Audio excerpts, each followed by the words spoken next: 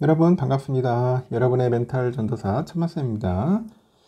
오늘 장이 그래도 나쁘진 않는데 좀 아리까리합니다. 아리까리하고 좀 답답한 면도 있어요.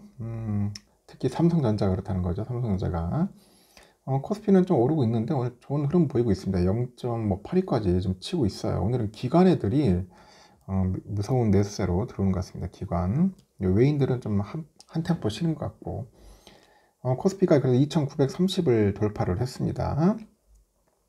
코스닥도 791을 가리키고 있고 0.7% 올라가고 있습니다. 지금 환율이 또 미친듯이 또 빠지네요. 환율이 또 많이 빠져가지고 1360원을 또 가리키고 있다는 거 참고하시기 바랍니다. 비트코인하고 XRP, 이더리움 이렇게 현재 좀 빠지고 있는 것 같아요.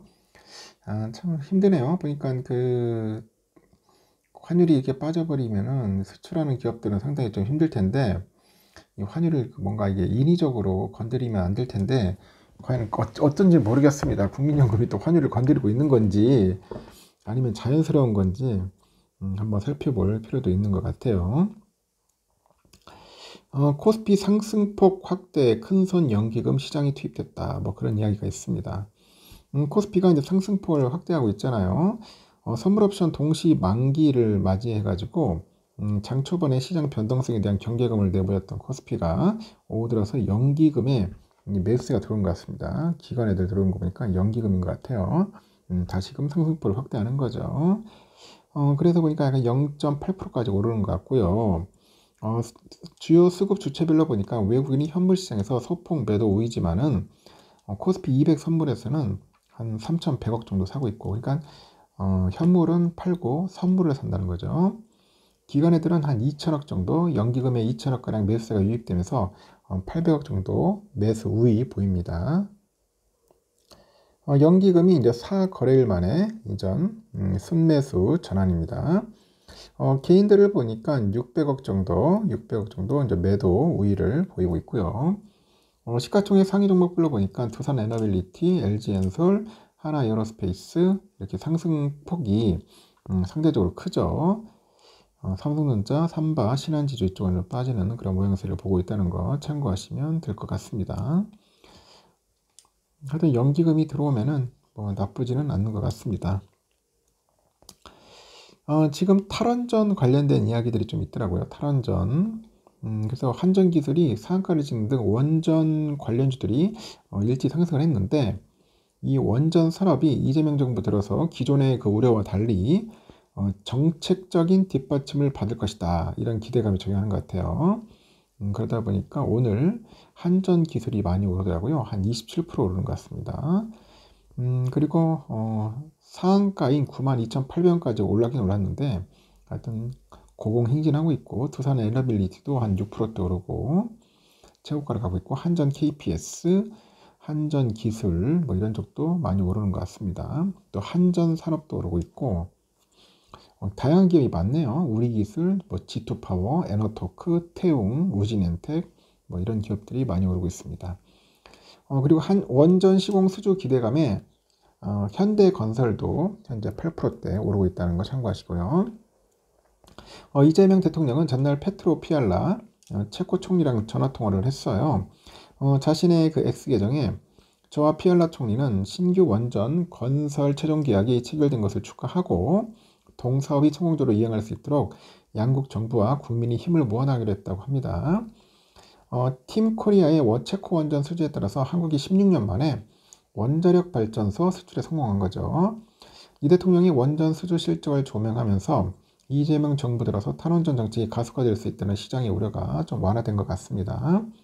한국 원전 산업의 해외 진출 확대 기담도 형성됐고 한국 수력 원자력이 지난 10일에 그리고 한태국 논타블리에서 태국 국영 전력 공기업이죠. 태국 전력청과 SMR 분야 협력을 위한 양해각서를 체결을 했고요. 한선은 지난달에는 또 미국 SMR 개발사죠. 오클러라고 그 SMR 기술 개발을 위해서 MOU를 체결했대요. 이 오클러는 미국 공군기지 그 원전 설치 계약이 진전되고 있다는 소식에 힘입어서 전날 뉴욕 증시 보니까 30% 떡상하고 있더라고요. 이렇게 원전주들이 신규 원전 수주랑 원전 해체 양방향으로 수주를 얻을 가능성도 제기하는데, 국내 시장에서는 신규 원자력 발전 설비가 확대되고 있잖아요. 원전 해체 시장도 시작되면서 이런 이야기가 있습니다. 국내 원자력 발전 설비가 늘어나다 보니 장기적으로 정비 물량이 늘어나고 있죠. 이런 상황에서 원전 해체 시장이 열리는 시기가 다가오고 있다. 11차 전력수급 기본계획에서 확정된 신규 원전 2기가 2037년에서 38년 중 가동될 예정임에 따라서 13년 뒤에는 원전 설비 용량이 34.5기가와트까지 확대될 전망이라고 합니다. 이렇게 연구 정지된 고리 1호기죠. 고리 1호기, 월성 1호기, 이거에 대한 원전 해체 승인이 오면 올해 하반기부터 2026년 중에 나올 거라고 하니까 한번 참고해 보시면 좋을 것 같습니다. 그래서 다행히 탈원전을 걱정을 했는데 그렇지 않아서 다행이네요. 그리고 공매도가 전면 재개됐잖아요. 지난 3월 31일 이후로 공매도 순보유 잔고 금액이 크게 늘고 있습니다. 공매도 순보유 잔고는 공매도거래에서 투자자가 보유하고 있는 잔고죠.